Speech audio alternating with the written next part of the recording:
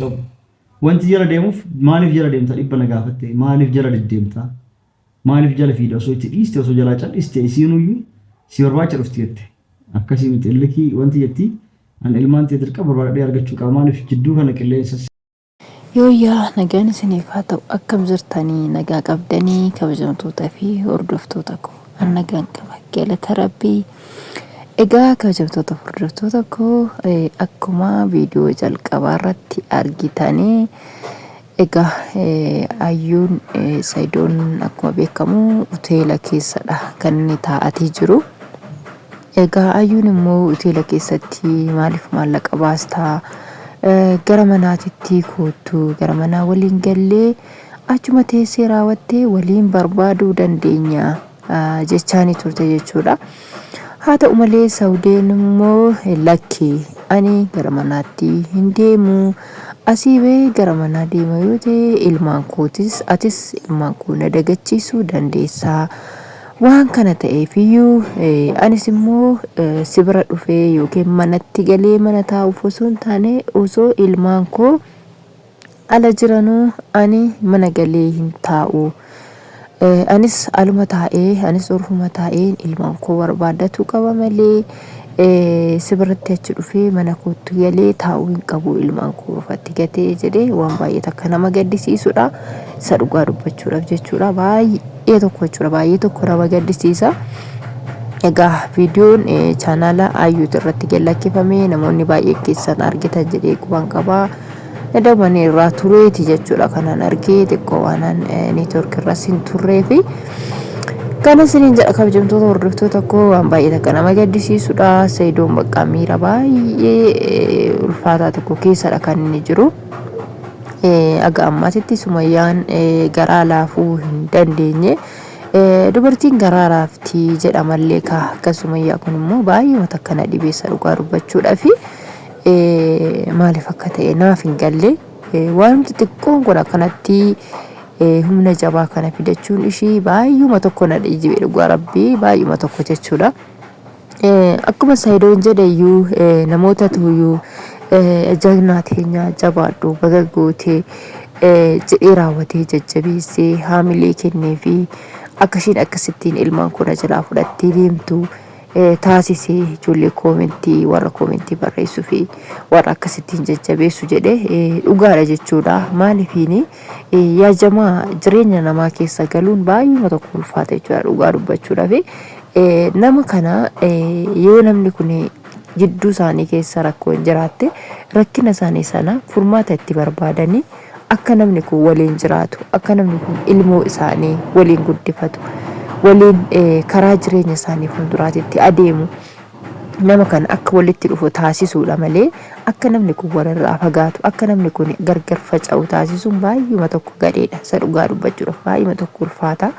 Kana ta'eefuu jechuudha sababa kana ta'eefuu namoonni koomenttiidhaan akkasitti Sumayyaa jajjabeessitanii osoo daa'imti kun wanta tokko si argate taate osoo daa'imti tun si argatti beelaftee namni har'a akkana nama jajjabeessu kun yoo ta'e jechuudha yoo ta'e yookiin guyyaa lama yookiin guyyaa sadii daa'ima kana yookiin gargaaruu danda'a jechuudha yookiin guyyaa takka isa dhugaa dubbachuudha kan hin gargaarre iyyuu hin jira osoo amma isiin rakkadhee ilmoo koo faana jettee namni daa'ima kana hin gargaaree rakkoo sana keessaa daa'ima sana hin baasne iyyuu hin jira jechuudha. Isa dhugaa dubbachuudhaaf har'a koomenttiidhaan waa meeqa jennaa koomenttiidhaan waa meeqa dubbannaa garuu jireenya namaa keessa gallee jireenya namaa erga gargar faca'ee erga boorahee erga ilmoon isaanii gargar facaatee rakkoo keessa galtee rakkoo isaanii sana immoo nuti furuuf hin dandeenyu har'a koomenttii barreessina malee isa dhugaa dubbachuudhaaf jechuudha. So akkuma argitan kunoo Saidoon ani hoteela kana keessaa hin bahu immoo jedhee chaanaala ishii kana irratti agguruullee nan danda'an ture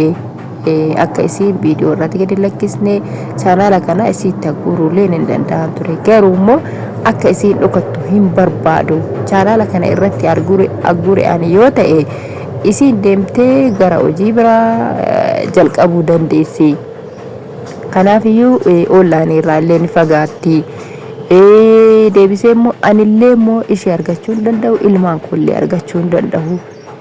nama oggaa kudhanii ol waliin jiraadhedha haadha manaa kooti haadha ilmoo kooti isii argadhu malee jireenyi koo naaf hin mijaa'u jechaati kan inni jiru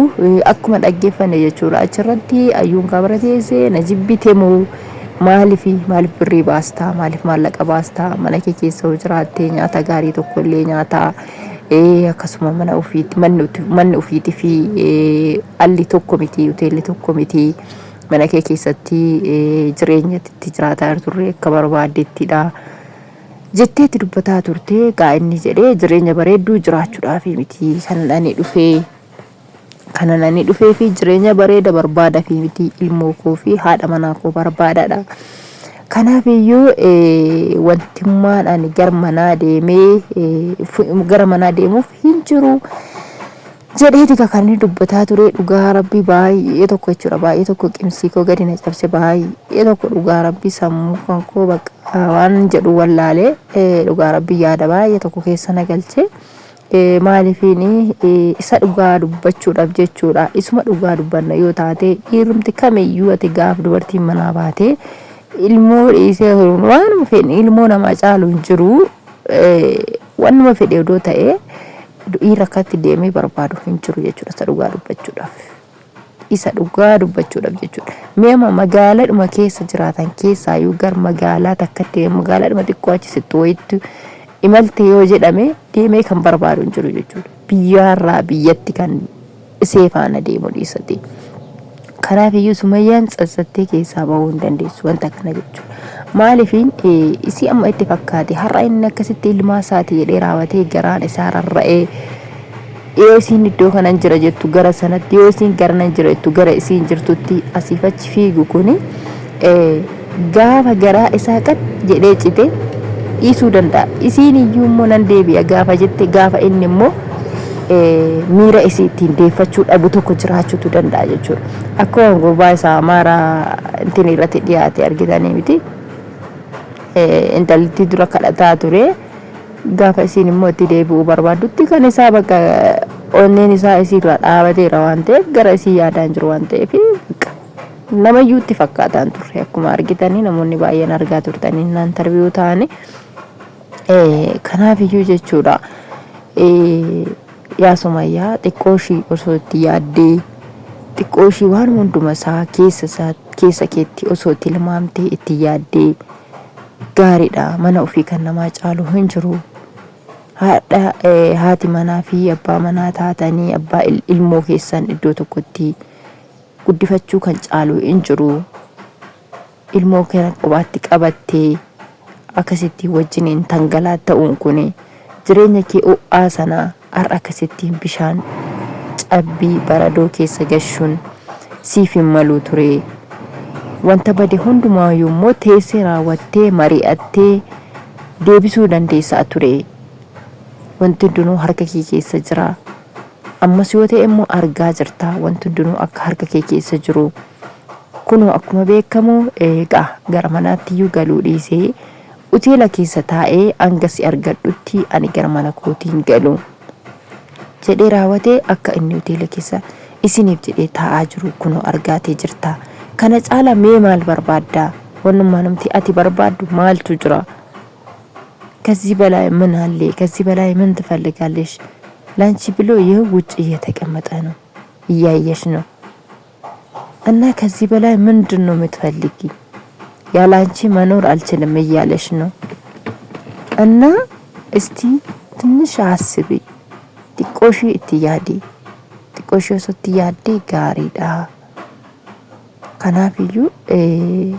daa'ima kana irrakkisini innis daa'ima kanaaf jedhee kan akkasi tangalaataa jiru akkuma beekamu daa'imni nyaanni isaan baratanii fi nyaanni kan isaan baratanii nyaata garaagaraati nyaatota gatiin isaa qaaliidha kanaaf dandeessee daa'ima kanallee nyaata isaaniillee dandeessitu haala seera isaaniif qopheessuun hin ulfaata maallaqni yoo jiraachuu baate harkaa jedhee akkuma beekamu makiinaa gurguleerree maallaqa harkaa qaburree hundasaa gara keetitti dabarsi sababni inni kana hunda godhuu fi ijoollee kanaafi waan jaalala kee qabuu fi soo kanaafiyyuu kana hunduma isaa ilaaleti osoo isin argin ayyuu birayyuu hin deemu jedhee